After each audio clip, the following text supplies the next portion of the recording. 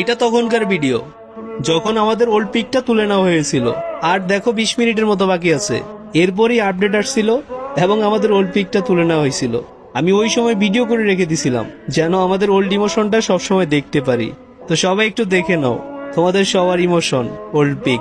আর comment বক্সে অবশ্যই বলে যাবা তোমরা কি ওল্ড পিকটাকে মিস করো।